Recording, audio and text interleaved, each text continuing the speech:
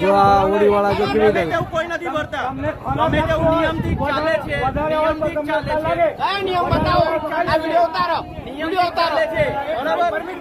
Video ઉતારો ને અને વાયરલ કરો.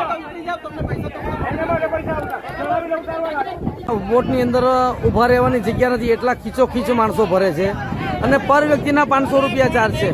જળ પરિવર્તન કેવી રીતના કરશે આ લોકો? આ એટલા બધા માણસો ઓવરલોડ બેસાડે છે, એની સલામતી શું?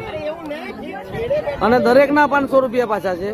જે પહેલા પરિક્રમામાં 100 થી 150 રૂપિયા લેવાતા, અને આ એક અમારી ધાર્મિક આસ્થા જોડાયેલી છે. ધાર્મિક આસ્થાની અંદર 500 રૂપિયા લોકો પાસેથી આપણે સરકાર જે ભરૂચ જિલ્લા કમિટી છે એ ઠેકો એટલો મોંઘો આપી અને આજે 500 રૂપિયા પરિક્રમામાં લેવાય છે. આખા ભારતમાંથી પરિક્રમાવાસી આવે છે અને આખા ભારતમાંથી આ એટલું બધું ખીચોખીચ માણસો ભરાય છે.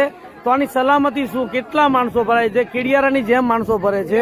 તો બેસાડ્યા પણ સેફટી માટે કઈ નથી, પહેરવા માટે પણ કઈ નથી, જેકેટ પણ નથી. જેકેટ પણ નથી.